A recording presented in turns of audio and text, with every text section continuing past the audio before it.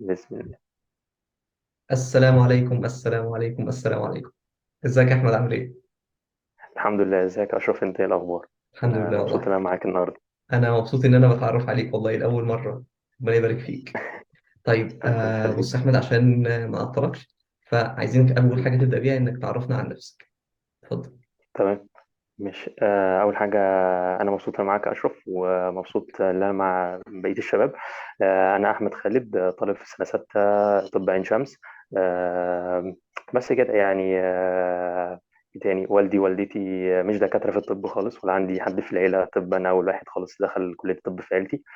بس والدي والدتي في التراك الطبي شويه، طب اسنان، فيعني هم اللي حمسوا الواحد ان هو ابحاث بقى عشان الترقيات والكلام ده كله. ف تمام. بس كده. وعندي اخين، وبس كده.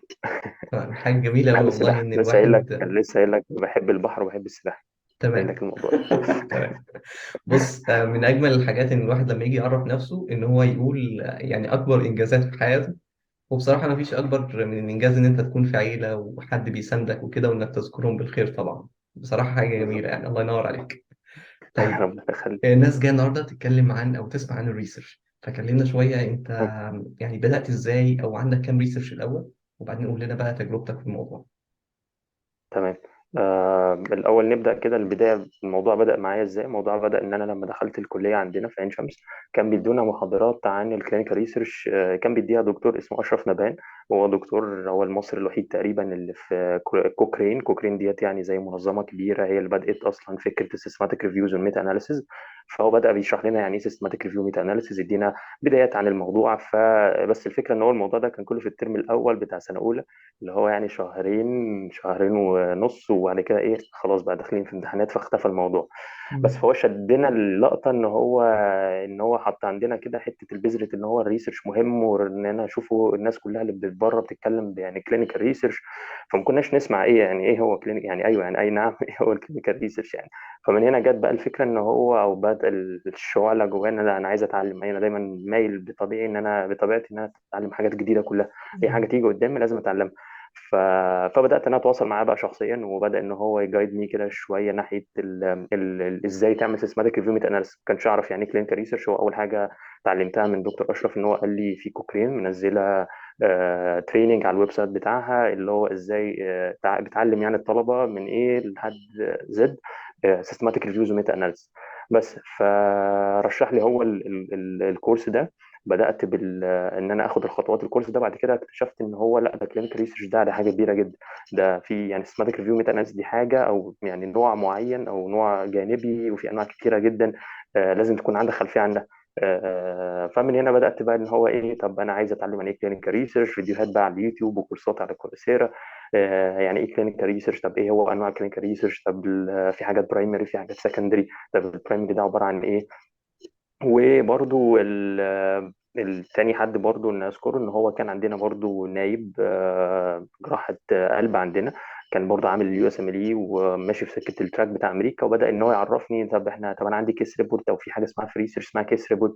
طب اقرا عنها وتعالى نكتب عندي مثلا حاله رير، حالتين رير. تعلم يعني ايه كيس ريبورت وازاي الكتابه، وتعالى نكتب مع بعض، وتعالى ساعدني والكلام ده كله. فبرضه حد تاني خد بايديا الصراحه ان هو رحت بقى بدات اتعلم الكتابه. بدات ادور بقى على كورسات الكتابه ازاي ابدا اتعلم الكتابه. الكتابه بقى الساينتفك رايتنج، فاهم قصدي؟ اللي هو الكتابه العلميه يعني. لان هو العادي الواحد متعود ماشي الانجليش، يكتب الحاجات بتاعت المدرسه، نكتب ريسيرش، ندخل على جوجل ناخد كوبي بيست ونعدل فيها كام حاجه وخلاص. لا، الكلام ده ما ينفعش خالص يعني. بس فرشح لي برضو كورس على ستانفورد، كورس جامعه ستانفورد يعني بتقدمه، اسمه ساينتفك رايتنج. بيتحط برضه على كورسيرا، موجود على كورسيرا. ممكن اللينكس بقى والحاجات دي ابعتها لك، نحطها في تمام. الديسكربشن بتاع الفيديو ان شاء الله. بس ده كان التيرنينج بوينت بتاعتي، ان هو انا اتعلمت بقى يعني من ناحيه انا بتعلم يعني ايه كلينيكال ريسيرش بشكل عام، من ناحيه تانيه بتعلم حاجه من الحاجات اللي انا شايفها مهمه جدا جدا جدا في تراك ريسيرش، اللي هو يا احصاء يا كتابه. يعني كل الناس دلوقتي بتدور على حد يعمل لها الاحصاء بتاعتها، حد بيعرف يكتب كويس. ف...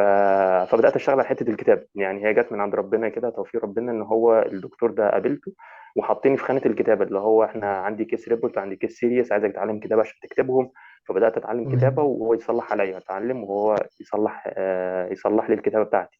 وخدت الكورس بتاع ساينتفك رايتنج كله من A to Z، كنت بحل الاساينمنت بتاعته والهوم وركس اللي بناخدها وكل حاجه. وبدات بقى موضوع الكتابه، خلاص انا بقيت معروف ان هو ده ماشي في الكتابه، ما اعرفش اعمل حاجه تانية غير الكتابه. ومين وقال بحاول بقى اطور واحاول اعرف معلومات اكتر عن الانواع الريسيرش التانية، وعن الاول الصراحه ما اكذبش عليك، ما كنتش منتبه قوي للاحصاء، ما كنتش بحبها. ف... فكنت سيبها هي ما بجنب كده تتحبش من ومتعلم كل الأول حاجه غير أصلا. الاحصاء. بالظبط خالص يعني. ف بس كده، فبدات بقى ان هو بقيت معروف ان هو ده كتابه، بدات ادخل بقى اتعرف على ناس على الفيسبوك الصراحه، كذا جروب ساعدني في ان انا اتعرف على الناس وادخل بروجكتس منهم. جروب بتاع جواد اسمه سيستماتيك ريفيو ليرنينج اند براكتس لو انا فاكر كويس، عشان بقى لي بتاع سنه قافل الفيسبوك. فالمهم وبدات طبعا برضو ادخل بقى اتعرف على الناس اكتر من هنا وبره الجروب، مش شرط جوه الجروب يعني. وبدات ان هو خلاص انا كتابه، اي حاجه عايز حد عايز يكتب احمد بيعرف يكتب. بس وبدات بقى ان انا ليتر اون بقى اكتشف ان هو طب لا، ده في حاجات تانية غير الكتابه، لان هو في احصاء، في ان انت تعرف اصلا في انواع ريسيرش ديزاين تانية. لو انت وفي الاحصاء اصلا جواها بقى بحور يعني. بس فبدات بقى من كل يعني لحد ما يومنا هذا، لحد اللحظه اللي انا بسجل فيها الفيديو معاك ده بتعلم برضو يعني، شغال كورسات في جنب كده، كورسات العلم ما بيقفش، كورسات كده احصاء في جنب كده، وبقيه الحياه في جنب تاني. فلازم continuous learning على طول يعني. ايه تاني ايه تاني؟ بس كده الكورسات اللي أنت مثلا بتاخدها في الإحصاء برضه دلوقتي مثلا ممكن تكون. اه دلوقتي دلوقتي باخد كورسات عن الار، ما هي الار لانجوج حاجه مطلوبه جدا من الشباب كل تمام. الناس يعني. خصوصا يعني من هو زمن الاس بي اس اس كان قديم شويه، بس ستيل برضه حاجات اس بي اس اس بيبقى كويس، والفيرجنز الجديده اللي هو 28 اظن فيها برضه فيتشرز كويسه. بس المطلوب دلوقتي الار، لان الار بيقدر يدي لك شويه مقدره ان انت تدخل تعمل حاجات مش متوفره في سوفت ويرز تانيين. تمام. فالكورس عباره عن داتا كامب كانت منزله الكورس اللي تعلمك الار من A to Z، فده اللي انا ماشي فيه دلوقتي. وفي اكتر من كورس بقى على كورسيرا، كان اسمه ار سبيشاليزيشن في بابليك هيلث، برضه ده بيدي لك معلومات عن الار من A to Z، وسبيشالي كمان الاحصاء اللي انت محتاجها علشان تعمل الابحاث اللي هي البرايمري من جنب اللي هو تمام. عن العيانين والكلام ده كله يعني. ايه تاني؟ بس هم دول تقريبا دول دلوقتي، مفيش حاجة تانية وبس كده. ما شاء الله والله، يعني حاجة حافلة جدا. ربنا المسيرة حافلة يخليك والله حبيبي. بصراحة. طيب ولا يعني بنخبط طول ما احنا ماشيين. والله بص، يعني لما بتسأل الناس تلاقيها بتخبط تقول لك احنا بنخبط، بس تلاقي في الآخر في نتيجة عظيمة جدا ما كانش حد يتوقع. ما شاء الله، اه ربنا ما يبارك بالظبط. فيك. صح. طيب صح بالظبط انت هو. دلوقتي انت ناشر كمية ابحاث ما شاء الله كتير جدا. اتكلمنا شوية عن الابحاث نفسها اللي نشرتها. يعني انا عارف تمام. ان انت تبع الكارديولوجي او مهتم بالكارديولوجي. بس انا شفت بالظبط. تقريبا في ابحاث تانية ليها علاقة بحاجات تانية. فكلمنا شوية بالظبط. الطريق ده جه ازاي، او يعني انت ازاي تمام. اخترت المجال نفسه. تمام. اوكي. بص، هو البدايه بدات، ودايما اي حد صغير بيكلمني بقول له ان هو بيبقى للاسف احنا دلوقتي في عالم السوشيال ميديا ده، او كله دلوقتي بينشر شغال بقى على الفيسبوك ولينكدين ان هو اسمه ايه كونجراتيليشنز، وان انا الحمد لله وي ببلشد 50,000 بيبر. فكل تمام. الناس الصغيره دلوقتي طالعه بقت هي عايزه ان هو من كده تعمل العدد. كده، تبقى مع عندها عدد قد كده. فللاسف ان هو كان نصيحتي لاي حد بيفكر بنفس الطريقه ديت، ان أنا احاول على قد ما اقدر اقول له لا، ان احنا يعني لو سالت اي حد حتى من الشباب في نفس سننا اللي بسم الله ما شاء الله كويسين او معروفين، هتلاقي كلهم بداوا مثلا اول سنه سنه ونص هو ما بيعملش حاجه غير ان هو بيتعلم، بيدخل بروجكت والبروجكت ده بيفشل او البروجكت ده ما بيكملش، بس بيتعلم منه حاجه يعني. فنصيحتي دايما ان هو آه، ادي لنفسك سنه سنه ونص سنتين، بس انت ان انت سنه ونص سنتين دول انت ما بتنشرش فيهم، بس انا من الناحيه دي بتعلم كل حاجه. اي بروجكت بحاول ادخله بتعلم فيه كل حاجه يعني. انا اول بروجكت دخلته كان سيستماتيك ريفيو ميتا اناليسيس، كان عباره عن اصلا فورماتولوجي. انا مش انترست في تمام. فورماتولوجي، بس انا يعني مش هقول لا يعني، كطالب صغير لسه في سنه ثالثه مش هقول لا يعني. فخلاص دخلت فورماتولوجي، فانا كنت مسؤول حته الكتابه، بس كنت انترستد ان انا، ودايما كين الجروب ليدر اقول له علمني دي يعني ايه، علمني ازاي تعمل سكريننج، علمني. انا ما كنتش عارف بقى خطوات السيستماتيك ريفيو لسه بتعلمها، فالسكريننج ده بيتعمل ازاي، الريسك اوف بايس ده بيتعمل ازاي، الخطوات دي. فانت دايما كان نصيحتي ان هو اي حد صغير ادي لنفسك سنه سنه ونص تفضل تتعلم فيهم كل حاجه، يعني زي ما يقولوا كده، عارف انت جو اللي هو اتعب دلوقتي واستريح بعدين. الحمد لله، ده يعني خدها مني الثقه ان انت تتعب دلوقتي وتستريح بعدين. ان انت طول ما انت صغير تحاول تعلم نفسك وتدخل في البروجكتس كلها في كل الفيلدز. يعني كده كده الواحد، يعني في ناس كتير اعرفه انا بيرسونالي، مش شرط في ريسيرش، بره ريسيرش بيبقى هو خلاص دايركتد ان هو مثلا عايز حاجه، وتشاء القدر ان هو بعد ما يتخرج يجي له نيابه في حته تانيه حبها واشتغل فيها. فاهم قصدي؟ فانا شايف ان هو الواحد يحجم نفسه من بدايه حياته اللي هو سنه اولى وسنه تانيه طب، ان هو يحجم نفسه بفيلد معين. انا شايف ديت يعني مش حاجه كويسه، لان هو الفرص كتير، فرص كتير، وفي مجالات كتير طالعه وفي مجالات كتير شغاله. يعني انا بقول لك في البدايه كنت شغال روماتولوجي، بعد كده بدات لقيت النيورولوجي، في ناس كتير في مصر مهتمه بالنيورولوجي، اشتغلت النيورولوجي. فهو الفكره ان هو كان بالنسبه لي الريسيرش بروجكت مش هو فيلد ولا هو بابليكيشن، على قد ما هو سورس تعليم. فاهم قصدي؟ يعني انا من الناس اللي ما بتعرفش تتعلم اللي هو اخد كورس واكتب نوتس وخلاص انا اتعلمت. لا، انا عايز احط يعني فاهم اللي هو ايه، جو هاندز اون، ان انا عايز ادخل في الفيلد، اتعلم بنفسي بايديا، اشتغل الحاجه دي مره واتنين عشان اتعلمها. مفيش اللي انا اخدها خلاص كده اتعلمتها، لا، يعني انا مش من النوع ده، مش البرسوناليتي بتاعتي. ف... فدي الفكره، ان هو كان كل مشروع قدامي هو عباره عن فرصه تعلم، على قد مش هي ان هو مشروع ريسيرش، مش هو بابليكيشن، مش اللي هو انا عايز ازود بابليكيشن ساعتي، مش عايز ادخل في، يعني هو كان قولا واحدا فرصه تعلم. فاهم قصدي؟ فمن هنا جت بقى الحكايه، ان هو بدات ادخل في اكتر من بروجكت مع اكتر من حد في اكتر من فيلد. وبس هي من هنا بدأت الحكاية، إن هو بدأت أتعرف على أكتر من حد في أكتر من مكان. وبرضو تاني نقطة، إن هو اللي ساعدني إن هو أنت زي ما قلت لك كده، أنت قاعد سنة ونص سنتين بتتعلم بس. فأنت بيبقى عندك سكيل محترمة، غير حد مثلا قاعد أو اتعلم سكيل واحدة وخلاص هو بيشتغل بيها طول حياته، فده كده حد ستيشنري. انت بقى لا، انت عندك سكيلز كتيره. فاهم قصدي؟ يعني الشخص اللي عنده سكيل واحده ده، مثلا خدها كده بمقياس انه عنده سكيل واحده، دخل في خمسه سته بروجكت في اول سنه في حياته، ونشر خمسه سته بيبرز. لا، انت في اول سنه دي ما نشرتش حاجه، بس انت عندك خمسه سته سكيلز. مع الوقت الخمسه سته سكيلز دول صح. هيخلوك تنشر 20 25. فاهم قصدي؟ لان انت مختلف عنه في وات ايفر. اي بروجكت، هو شخص مثلا متحجم في الكتاب، يعني دي كانت غلطتي في الاول، ان هو انا متحجم في الكتاب. فخلاص انا لقيت ناس، طب انا خلاص ناس بتعلم كتابة والكتابة اللي هو حد لو عنده، يعني ناس لو عندها حد بيتعلم بيعرف يكتب، خلاص هم هياخدوا الشخص صاحبه او اللي هو عارفه، مش هيجي يكلمك. فانت لازم تشتغل على الاجزاء التانية بتاعتك. حلو الكلام. فلما تشتغل على الاجزاء التانية بتاعتك، خلاص انت بقيت انت شخص متكامل، وات ايفر انت القطعة البازل اللي هو اي بازل ناقص انت هتدخل تفت فيها. خلاص كده انا تمام. فاهم قصدي؟ ف... فمن هنا جت الفكره، ان هو لا، انا مهدي لنفسي سنه ونص سنتين. انا كنت داخل في مجال الريسيرش ولا زال لحد دلوقتي علشان اتعلم، مش عشان بابليكيشن. فانت لو داخل عشان تتعلم تمام. على صح. قدر اكبر قدر ممكن، هو ده اللي هيفرق بعدين. ده بالنسبه حلو للتراك جدا. عامه، وبالنسبه لمعرفه الناس. انت طول ما انت شخص كويس في التايم لاين بتاعك، بتلتزم بالبروجكت والتايم لاين بتاعه، بتبقى عارف سكيلز كتيره، خلاص انت البروجكت هيجيب ورا التاني ورا التالت، لان انت عارف حاجه معينه، عارف حته معينه، انت بتقدر زي ما قلت لك كده، انت بتقدر تفت في اي بروجكت. خلاص يعني بروجكتس بعد كده، قول سنتين تعلم وبعد كده انطلاق على طول يعني. بالنسبه بقى للكارديولوجي او الفيلد، مؤخرا يعني بقيت انترستد في الكارديولوجي او الكاردياك سيرجري، علشان يعني احنا دلوقتي بنتكلم على الفيز الثانيه من حياه الشخص، ان هو الفيز الاولانيه في كليه الطب اللي هو اول اربع خمس سنين انت بتحاول تدور على كل البروجكتس، كل الفيلدز، تعرف اكتر. فلما اشتغلت على كل الفيلدز، انا ما كنتش مايل للكارديولوجي خالص. يعني لما اشتغلت بقى روماتولوجي، اشتغلت نيورولوجي، اشتغلت ديرماتولوجي، اشتغلت نيورو سيرجري، اشتغلت كارديولوجي، كاردياك سيرجري. فلقيت نفسي ان هو لا، الفيلد بتاع الكارديولوجي ده واخد شويه كده ايه مني الفيلد بتاع. وبعد كده وبرضه بدات ان انا اتعرف على دكاتره كمان. برضه يعني تقييم الفيلد ده ممكن نتكلم نسيبه، يعني نتكلم ازاي تختار فيلد، او بالنسبه لي يعني، لان هو مش معتمد بس على ريسيرش، معتمد كمان ان انت شايف الناس دول حياتهم عامله ازاي قدامك، شايف الناس دول الريسيرش اصلا كمان بتاعهم، هل هو من الناس الريسيرش كده كده كل يوم وكل يوم والتاني فيه جديد. بس الفكره ان هو الجروث عامل ازاي، ان الكارديولوجي فيلد يعني طاير، مش ماشي على الارض. اما في ناس لا، هو انت حاجتين ثلاثه وهم بيفضلوا يعيدوا ويكرروا فيهم وخلاص يعني. أم، بس فده بالنسبه للكارديولوجي، ان هو بقى اتجهت اخر سنه اللي هي خلاص بقى سنه سته وبنخلص الطب، لازم بقى ساعتها انت لا، انت دي الفيز الثانيه من حياتك، انت لازم بقى هنا تختار فيلد، علشان انت دلوقتي داخل في مرحله ان انت لو ان شاء الله تكمل في مصر او تكمل في مصر، يبقى انت عندك خلفيه عن الفيلد قبل ما تدخل.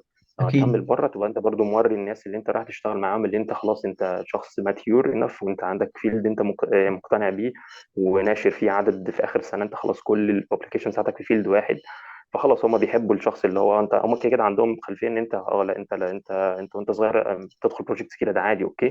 وانس ان انت كبرت خلاص بقى انت ما ينفعش اسمها ايه دي تلعب هنا. بس ممكن ستيل برضه يعني ايه ممكن تشتغل في اكتر من بروجكت از لونج از ان انت عادي انت برضه يعني زي ما انت برضه يعني اي التراك بتاع البطنه بره انت بتاخد بطنه بشكل عام. حتى لو نشرت في كل فيلدز البطنه حتى في الاخر السنين برضه حتى لو نشرت في اشتغلت على اكتر من فيلد في اكتر من سبيشاليتي يعني. ما اظنش ان هي تبقى يعني هتبقى غلط او حاجه يعني. وبرضه ده نفس حكايه تراك الجراحه، انت بتدخل جراحه عامه بعد كده تتخصص في الجراحات، فبرضه لو اشتغلت بشكل برضو عام برضو مش هيأثر في حاجة. بس يعني أنا فضلت إن أنا أمسك حاجة معينة عشان نبقى مور يعني عندي خلفية أكتر عنها ومور أبديتد بالفيلد وصل لحد فين يعني. بس تمام. كده. ده جميل معلش أنا بصراحة. رغاي بص شوية، يعني انت رغاي شويتين، ايه. رغاي شويتين. لا لا لا، مش رغاية والله ولا حاجة، بالعكس أنا استفدت جدا، حبيبي. يعني استفدت جدا من حتة إن أنت تاخد فترة تتعلم فيها، مش مجرد إن أنت اتعلمت حاجة ودخلت جربت والبروجكت فشل خلاص تقفل المجال على كده والدنيا بالظبط. خلاص مش نافعة وما فيهاش أمل. دي بالظبط. حاجة بصراحة فادتني جدا، يعني أنا شخصيا، يعني أنا أصلا البودكاست بستفيد منه شخصيا أكتر من أي حد. طيب كلمني شوية حبيبي. عن يعني هدفك. أنا عارف أنت عاوز تسافر وكده، بس كلمني بقى ليه، بقى ليه برضه هو ماشي في أسباب كتيرة أكيد، بس هنخبط. قول اللي أنت أيوه عاوزه. بالظبط. هنخبط في حاجات كتير كده. بصوا. هو يعني انا عايز اسافر ليه، وتقريبا ده هيكون حال معظم الشباب وكل الناس اللي في مصر حاليا علشان يعني السفر فيه فرصة تعلم احسن. مم.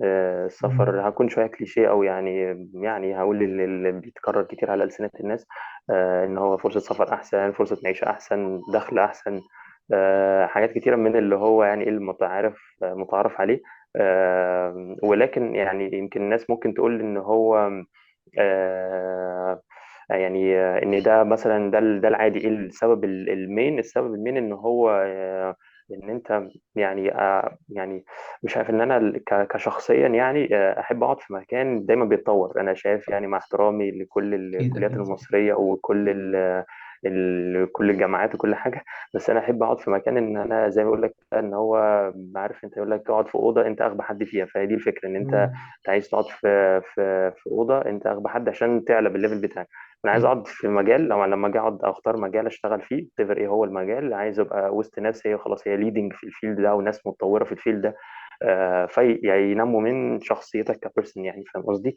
خصوصا ان مستقبل الطب للاسف في مصر يعني بلاش نتكلم عن مستقبل الطب في مصر بس يعني مستقبل إن الطب شاء في الله في مصر المفروض كل تحسن، ما الناس تقلقش إن شاء الله في تحسن. بالظبط.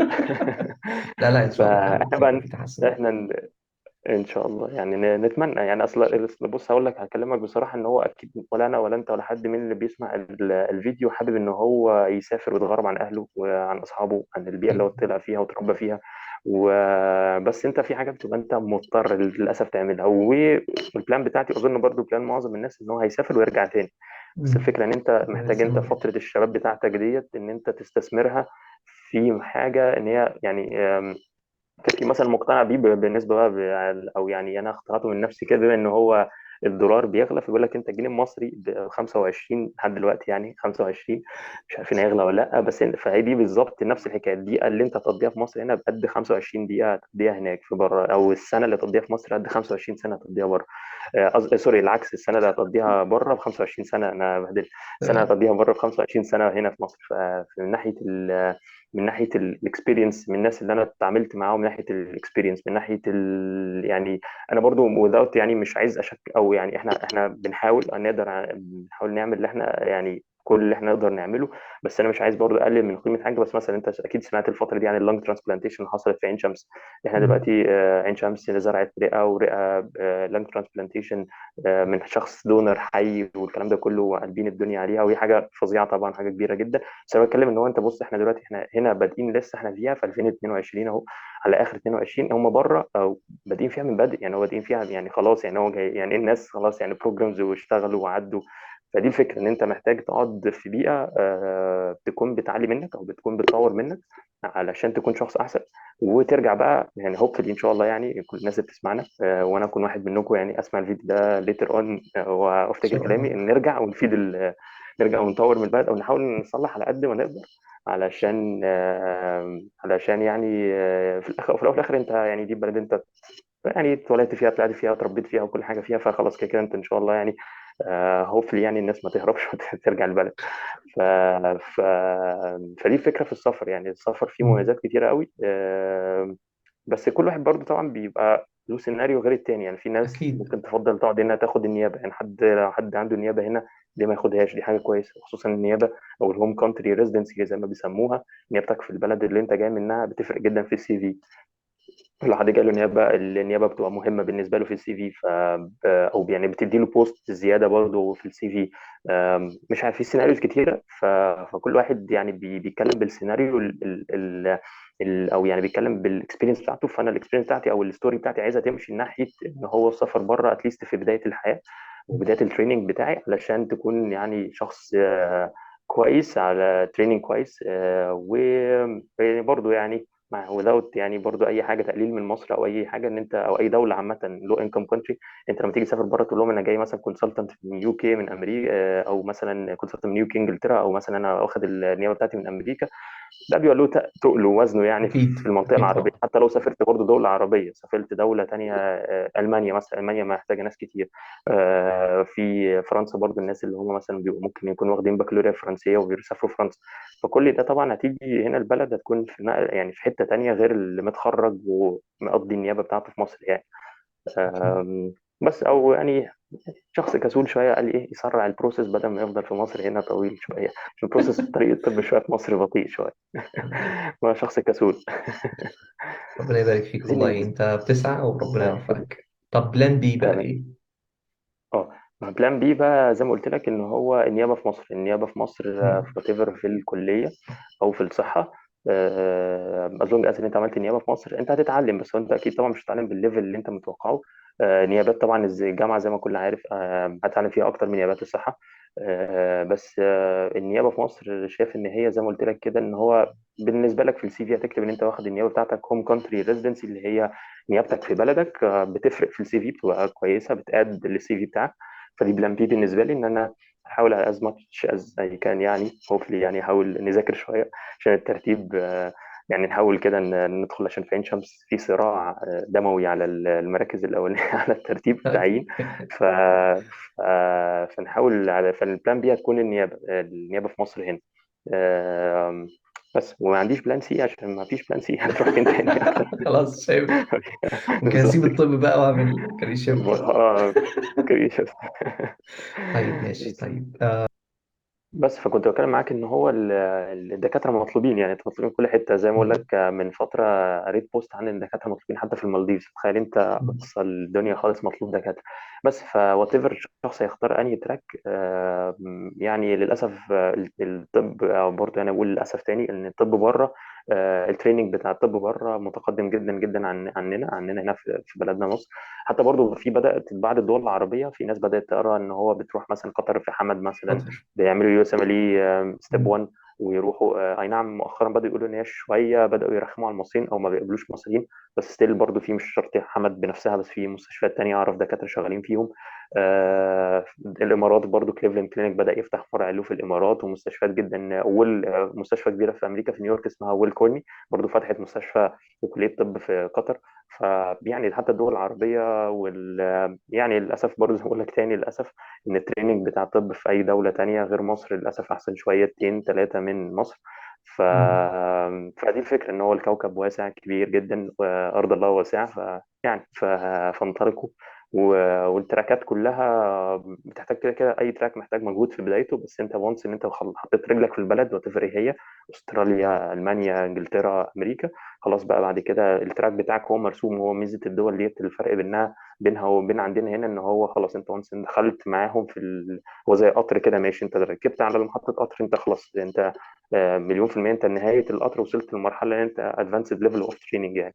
فاهم قصدي؟ اما هنا في مصر انت بتحتاج يرخموا عليك شوية في النيابه يبقى يمرمطوك، بعد كده ماجستير دكتوراه، وماجستير ممكن تسقط فيه، الدكتوراه ممكن الدكتوراه اكيد هتسقط فيها مش ممكن يعني. بس ف...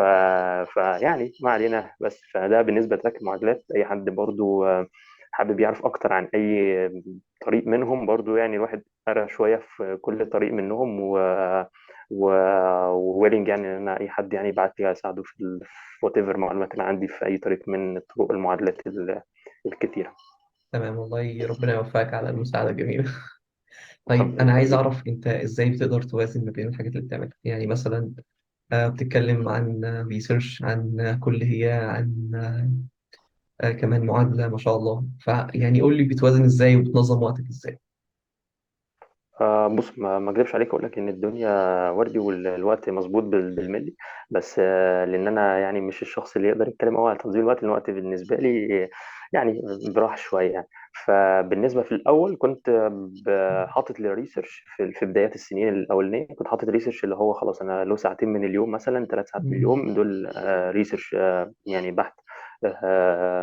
وات ايفر بقى انا اتعلمت فيهم حاجه واو كبيره جدا، او خلصت مثلا 3 4 فيديوهات من كورس، او خلصت فيديو واحد. المهم ان هو مم. ايه عندي ال3 ساعات دول. ما كنتش بحط يعني بالفيديو مثلا او بالفيديوين، لا، هو انا كنت بحط بعدد الساعات. تمام. فمش عارف دي طريقه شويه نفعت معايا. آه، بس في ناس تانية اعرفهم برضو كانوا بيحطوا اللي هو انا خلاص انا في اليوم هخلص فيديو وفيديوين، وات ايفر الفيديو ده خد وقت قد ايه. فاهم قصدي. فهو المهم ان انت يعني اللي انا شايفه يعني في الحياه عامه كلها الاستمراريه، يعني بغض النظر عن الوقت، على قد ما انت في استمراريه خلاص. ف لان هو ممكن تقعد النهارده 5 ساعات ريسيرش وبكره ما تعملش حاجه، صح. وبعده ما تعملش حاجه، او خلاص انت اتقفلت من ال5 ساعات دول كانوا كتير بالنسبه لك. فانا بالنسبه لي كانت الاستمراريه، ان انت كل يوم لازم تقطع جزء للريسيرش، ده اهم حاجه. بس يعني مش عارف اتكلم على الوقت زي ما قلت لك ان هو، لان انت ممكن ساعات يعني تحصل اي حاجه تاخد من وقتك في يومك، بس اتليست يعني اللي هو الاستمراريه دي اهم حاجه. الاستمراريه هي اللي خلاص انت باستمراريه انا شايف ان الاستمراريه هي اللي هتجيب التايم مانجمنت، مش العكس. انت تعمل تايم مانجمنت عشان تستمر، لا، انا طول ما انا مستمر حتى. يعني في ناس كانت يعني هو انا خلاص انا في ساعتين في اليوم الصبح، طب ما انت افرض الصبح حصل حاجه خلاص مش هتعمل، لا انا يعني او يعني مش هتنجز الحاجه اللي انت بتعملها. لا، انت از لونج از انت حدد لنفسك انا في اليوم انا عايز اعمل كذا، وات ايفر بقى مكانه فين في اليوم. بس انت عايز تعمل كذا كل يوم، فاهم قصدي، في الاستمراريه. يمكن دي اهم حاجه عن تنظيم الوقت يعني. بس وانا بصراحه مش احسن حد يتكلم في التايم مانجمنت قوي، فيعني بس كده. هو بص، هو بصراحة أنت ممكن تكون أحسن حد يتكلم، لأن أنت فعلا على أرض الواقع. يعني أنت مش اللي هو الفيديو اللي هتدخل تسمعه إزاي تنظم وقتك، ويقعد يقول لك مثلا خد مش عارف قسم الوقت ساعات، أو قسم الوقت بالظبط. ما بين كل صلاة بالظبط. والتانية. لا، ما عندي. يعني هي دي الحقيقة. بالظبط. يعني أنت بتتكلم بالحقيقة، مش عندي بتتكلم على بالكلام اليوتيوب اللي هو إيه، على واتش اليوتيوب. ليتر، ما عامل لهم سيف واتش ليتر دول كلهم ايه. كله ويتش لسه ليتر. تايم مانجمنت. طيب ف- جميل فبقول لك والله. الواحد يستمر، ويعني بس هي الفكره انا حاطط في النيه بجد ان انا خلاص انا عايز اخلص، انا عايز اتعلم الحاجه ديت خلاص. هو بدل ما انت عندك النيه الويل، وعندك وانت مستمر على الحاجه دي خلاص، انت ان شاء الله يعني ربك هيكرم وتنجزها يعني. إن ف شاء الله. فدي الفكره يعني ان شاء الله. إن شاء الله. طيب أنت ما شاء الله، يعني خدت قرارات كتير أكيد في حياتك، فيعني لو عندك طريقة بتاخد بيها القرارات أو يعني بتوزع بيها الأولويات، ممكن توضحها لنا مثلا؟ اتفضل. تمام. هو القرارات يعني سؤال كبير قوي يعني، بس يعني بالنسبة لي إن هو في بداية برضه المشوار خالص، في بداية السنين كانت ما كانش في قرار از لونج از او يعني ان انا عايز ادخل ريسيرش بروجكتس، عايز اتعلم اكتر عن الموضوع. فاهم قصدي. تمام. فما كانش ان انا اقدر، ما عنديش الرفاهية بتاعت ان انا ده وده لا، ده اشتغل عليه لما ما اشتغلش عليه. فاهم قصدي. فما كانش في قرار قوي على قد ما انت منساق مع اللي انا عايز اتعلم، فخلاص اللي هيجي قدامك انا هاخده معايا في الطريق، او هدخل البروجكت ده ولا هدخل البروجكت ده واتعلم من ده واتعلم من ده. بس مع الوقت خلاص انت بتبقى بتجين انف سكيلز ان انت تقول والله انا لما ادخل البروجكت ده هتعلم حاجه جديده ولا لا. فاهم قصدي. فانا نرجع تاني لنفس النقطه اللي كنت بكلمك فيها في الاول، ان هو اي ريسيرش بروجكت ما عندي، فانا عايز اقول لك انا ممكن اطلع لك من كل ريسيرش بروجكت انا اتعلمت ايه من الريسيرش بروجكت ده. فاهم قصدي. سواء كان اتعلمت حته جديده مثلا في الكتابه، اتعلمت حته جديده في الاحصاء، اتعلمت ازاي تتواصل مع الدكتور، اتعلمت ازاي تعمل تعمل سبميت مثلا للبيبر دي في الجورنال، فاهم قصدي؟ فكل ريسيرش بروجكت بتتعلم فيه جزء حتى لو بسيط، يعني حتى في بروجكت اخر بروجكت مثلا بدون يعني يعني اخر حاجه كنت بتعلم فيها جزء ازاي تعمل اللي هي اسمها هيتروجينيتي بتاعه الميتا اناليسيس على الار، ازاي تعمل ازاي يقول ان الدراسه دي فيها فعلا هيتروجينيتي ولا لا على الار. دي حاجه بسيطه، بس هو انا خلاص انا شايف البروجكت ده انا هتعلم منه حاجه، فخلاص انا انتو ذا بروجكت ده. بس فالقرار بالنسبه لي انا كانت الهدف الاول والرئيسي اللي هو التعليم، ان انا اتعلمت انا داخل بروجكت عشان اتعلم منه، داخل بروجكت عشان اتعلم منه.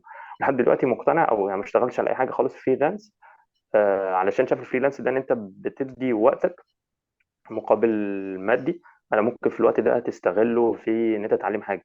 يمكن الفكره بتاعتي ممكن تكون غلط، بس شايف ان هو بس حاليا يعني مع ارتفاع اسعار الدولار والحاجات الجميله دي ممكن يعني الواحد يغير فكرته قوي يعني شويه يعني. تمام، ف... نعتبر ده إعلان ولا فكانت إيه طيب؟ نعتبر ده إعلان؟ لا لا مش هستغل اعلان. لا لا مش اعلان، خلاص خلاص يعني سنسد، اقفل لا الموضوع لا. دي كت الحته دي. فانا كنت بتكلم فيه ان انت القرار بيعتمد على الاولويات بتاعتك واللي انت حاطه لنفسك. انا حاطط لنفسي انا عايز اتعلم از ماتش از اي كان قبل ما اخلص كليه الطب، فخلاص ان القرار بتاعي مبني على ان انا هتعلم حاجه في البروجكت ده، هتعلم حاجه من الحاجه من القرار ده ولا لا.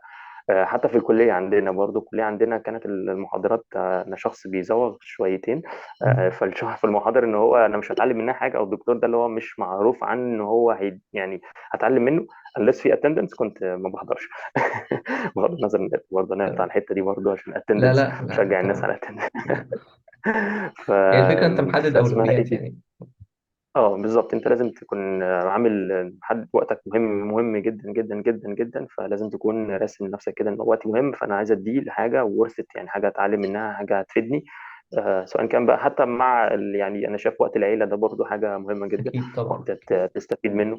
فوقتك برضو العيله دي شايف حاجه دي مهمه، يعني انا بقى انا شخص بيتوتي او عائلي شويه.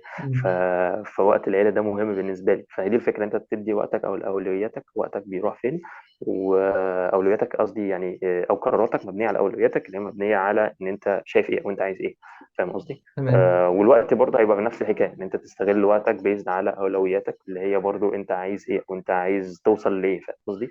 مم. بس فالقرارات مبنيه مينلي على التعلم، يعني از لونج از انا الحاجه دي بتعلمها فانا انتو ات يعني ومدخل فيها. حلو كويس. طيب أنا عارف إن أنت مهتم بالكارديولوجي، تمام. عايزين أي. نعرف ليه اخترت المجال ده تحديدا، او ايه تمام. العوامل اللي خلتك تختاره. يعني مثلا شاهين مثلا في الفيديو بتاعه كان مم. قال ان هو أي. المنتور بتاعه هو اللي حببه في الموضوع ده، هو اللي بالظبط خلاه فاهم قصدي. يعني انا خلاص انا نيورولوجي مم. خلاص. انت مم. ايه اللي أي. حببك في الكارديو؟ بص هو برضو بتلجأ ليه ان البدايه كانت فين، او يعني الموضوع بدأ منين. فالموضوع بالنسبه لي انا ما كانش اللي هو احنا في ما بين سنه اولى وبين سنه تانية قالوا لنا في تريننج اللي عايز ينزل المستشفى يشوف الاقسام يشوف whatever، مم. عمليات الكلام ده كله. فبالصدفه البحته جدا ان اسمي جه في الناس اللي هي رايحه في القسم بتاع الكارديولوجي من غير تمام. اي حاجه. ف... فروحت قسم الكارديولوجي وانا اصلا يعني اللي هو يعني طب ماشي، انا لسه انا واخد اناتومي بس في حياتي، انا مم. حياتي عباره عن اناتومي. فدخلت فلما دخلت الفيلد بقى بدات ان انا زي ما قلت لك كده اتعرفت على ناس كتيره جدا محترمين، او يعني شفت في الدكتور اللي هو الكارديولوجي ده ان هو الشخص عارف انت اللي هو لابس كرافته وجاي كده يتكلم على العيان باحترام، وهو منظم كده ومهندم ويعني مش عارف ممكن زي ما زي ما شيرين قال البدايه، فهي البدايه جت من هنا. زائد ان هو ليتر اون زي ما قلت لك اتعرفت على دكتور هو مش كارديولوجي، هو كاردياك سيرجري، كان نايب كاردياك سيرجري، هو اللي بدا يحطني على تراك الريسيرش، بدا ان هو ياخدني معاه ننزل الاستقبال في حاله رير. مثلا كنا شفنا اول كيس ريبورت نشرتها خالص كانت عن طفل عنده او القرش بتاع الاورطه طالع منه 4 برانشز، مش اللي هو البريكيوسيفاليك والناحيه الثانيه. فكيسز زي كده بدا يقول لي دي الكيس دي رير، ان نشوف الام كان في ام برضو عندها جريفيس مايتينيا جريفيس يعني، وكان ولادها عندها مايتينيا جريفيس بالتبعيه، فكانت ديت ان هو اصلا مايتينيا جريفيس مش معروف ان هو بيمشي في العيله او هيريديتري يعني. المهم فبدات ان هو الشخص برضو ده ان هو ياخدني معاه ويعرفني هنا وهنا، فبدات الانترست للقلب وات ايفر هو كارديولوجي او كاردياك سيرجري تكبر من هنا، فاهم قصدي؟ تمام. بجانب بقى ان هو الفتره دي برضو حصل بقى مشاكل، او مش مشاكل، امراض عائليه مايله كلها برضو القلب. اللي هو ايه يا عم، القلب اللي عمال يخلص على اعضاء العائله واحد ورا لا التاني ده، لا لا. للاسف يعني ربنا يرحمه يعني. ربنا يرحمهم ف... جميعا والله. ف... فدي طبعا فكره كنت بقى، انت هو جت هنا المستشار الرسمي للعيلة. ايه، كنت انت دايما اللي بيجوا ويسألوك هنعمل ايه وكده، لا؟ ولا بيجي ولا سيلنا حاجه. هو انا كنت لسه في سنه اولى، وكنا كويس. كل ما اروح المستشفى وزمان بقى وانا صغير برضه كل ما اروح المستشفى يقول لك ده صغير ما ينفعش يدخل المستشفى. اللي هو يعني ايه يعني، مم. خلاص عرفت بقى ان القلب ده ما ينفعش تدخل المستشفى وانت صغير، فانا عايز ادخل المستشفى بقى يعني. فدخلوني مجال قلب عشان ادخل المستشفى. بس ف... ف... فكان الانترست من هنا ان هو انت تلاقي ربنا مشاك في السكه وانت مش واخد بالك. والانترست بيكبر يوم ورا التاني.